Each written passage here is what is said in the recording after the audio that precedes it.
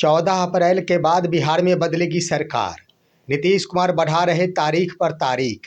BJP के मंसूबा पर पानी फेरने के फिराक में है मुख्यमंत्री। सम्राट चौधरी को मंच से कहलवाया जा रहा मुख्यमंत्री। दोस्तों नमस्कार, मैं हूं आपका दोस्त एसके चौधरी। आखिर बिहार की सरकार बदलेगी कब? जब मुख्यमंत्री राज्यसभा के लिए निर्वाचित हो गए, उसके बाद आखिर तारीख पर तारीख बढ़ाई जा रही है। बिहार के मुख्यमंत्री श्री नीतीश कुमार कहीं बीजेपी के मनसूबा पर पानी फेरने के फिराक में तो नहीं है, क्योंकि दोस्तों मंच से लगातार ही एंकर के द्वारा सम्राट चौधरी को मुख्यमंत्री बताया जा रहा है। एक बार फिर से मुख्यमंत्री बता दिया गया।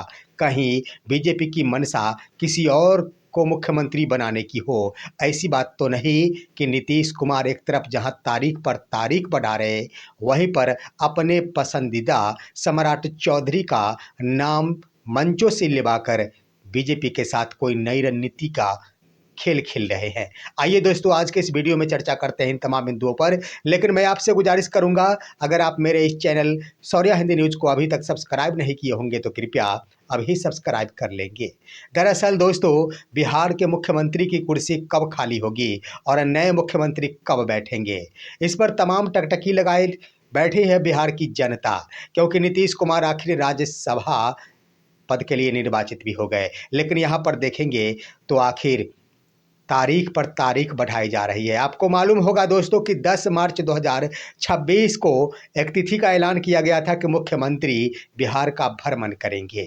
और जो ही निशांत कुमार पॉलिटिक्स में आए, मुख्यमंत्री बिहार के भ्रमण पर निकल गए। लेकिन उस वक्त 14 मार्च तक की ही तिथि निर्धारित की गई थी कि फिलहाल यानी मुख्यमंत्री 14 मार्च तक ही बिहार का भ्रमण करेंगे। उसके बाद दोस्तों 16 मार्च को राज्यसभा का चुनाव हुआ, इसमें वो निर्वाचित हो गए। लेकिन यहाँ गौर करने वाली बात यह है कि जो ही वो राज्यसभा के लिए निर्वाचित हुए, अचानक ही समृद्धि यात्रा 4 का शेड्यूल जारी कर दिया गया। और इसके अंतर्गत समृद्धि यात्रा 4 के अंतर्गत 20 मार्च 2026 तक तिथि निर्धारित की गई है कि बिहार के मुख्यमंत्री विभिन्न जिलों का भ्रमण करने जा रहे।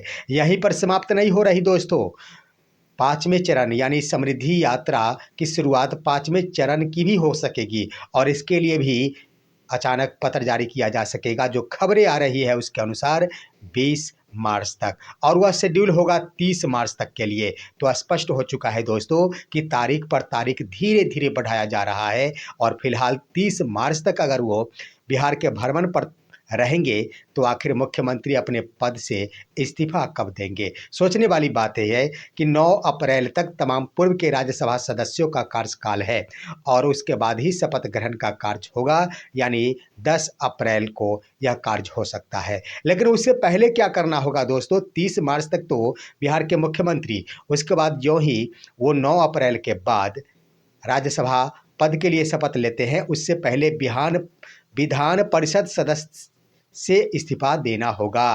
विधान परिषद की सदस्यता से इस्तीफा उन्हें हर हाल में देना होगा।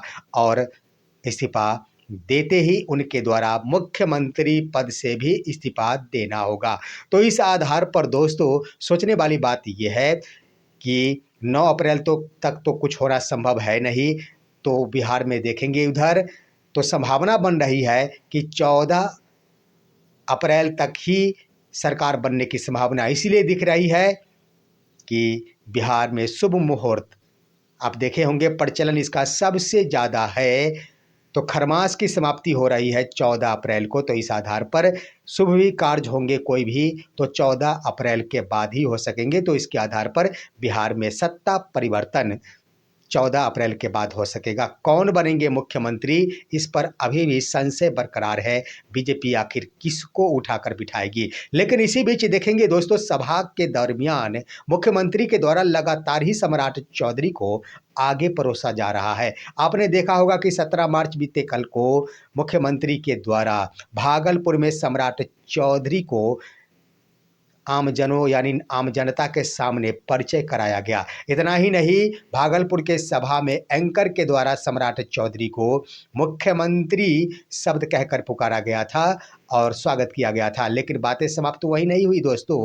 आखिर नवादा में भी एक बार फिर से 18 मार्च को मुख्यमंत्री की सभा में तमाम लोग बैठे थे और उस सभा में पहले विजय कुमार चौधरी को एंकर के द्वारा बुलाया गया और उनके बाद सम्राट चौधरी को बुलाने की बातें आई तो उन्होंने कहा कि अब आइए बिहार के मुख्यमंत्री श्री सम्राट चौधरी। तो इस तरह से डायरेक्ट ही बोल दिया गया है सम्राट चौधरी। लेकिन यहाँ पर देखेंगे तो लगातार 2 बारें हो गई। अगर किसी भी नेता को, मुख्यमंत्री को इससे ऐतराज होता तो एंकर को कम से कम कह दिया जाता कि आपसे मिस हो रही है, आप उन्हें मुख्यमंत्री ना कहे। या फिर वहाँ देखेंगे सम्राट चौधरी की तरफ से भी तो कहा जा सकता था कि आप मुझे मुख्यमंत्री ना कहे। यहाँ पर कुछ भी रोक टोक नहीं कही जा रही है। इसका मतलब ये है कि नीतीश कुमार भी चाह रहे हैं कि सम्राट चौधरी बिहार के मुख्यमंत्री बने और सम्राट चौधरी की भी तो मंशा है ही कि मैं बिहार का मुख्यमंत्री बनूं। ये भी संभावना बन रही है कि जानबूझकर एंकर को यह बता दिया गया होगा कि इनका नाम मुख्यमंत्री के रूप में लेना है। लेकिन यहाँ पर मंसूबा पर पानी फेरने के फिराक में तो मुख्यमंत्री नहीं है।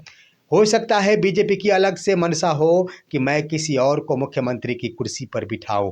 ऐसा इसलिए कि उस व्यक्ति को कुर्सी पर बैठाऊं जिससे बिठा देने के बाद डायरेक्ट ही दिल्ली से बिहार पर शासन चलाया जा सके। और इससे भी इनकार नहीं किया जा सकता है कि मोदी और शाह जिनकी अपनी मंसूबा है बिहार के शासन के लिए, तो हो सकता है कि स्पष्ट रूप से बीजेपी की अपनी मंशा हो। लेकिन यहाँ पर नीतीश कुमार के द्वारा लगातार ही सम्राट चौधरी को आगे बढ़ाया जा रहा है। तो इसका संभावना यहाँ पर स्पष्ट समझा जा सकता है कि बीजेपी के द्वारा यहाँ पर उनकी जो मनसूबा है उस पर पानी फेरने की तलाश में मुख्यमंत्री है। और ऐसा ना हो कि बीजेपी के अंदर ही कोई गलत कलह पैदा करा दिया जाए, इससे भी इनकार नहीं किया जा सकता। लेकिन फिलहाल देखना दिलचस्प है कि आखिर किस दल के मुख्यमंत्री होंगे। बीजेपी के होंगे, ये तो स्पष्ट है कि बीजेपी को होंगे, लेकिन कौन होंगे बीजेपी के, इसके स्तर पर अभी तक कोई ठोस कदम और ठोस निर्णय सामने नहीं आ पाया है। यही है आज की खबर। आप सभी हमारे इस वीडियो को जरूर लाइक कीजिएगा, सब्सक्राइब अगर नहीं किए होंगे तो सब्सक्राइब कर लीजिएगा और आप दीजिए इजाज़त। नमस्कार।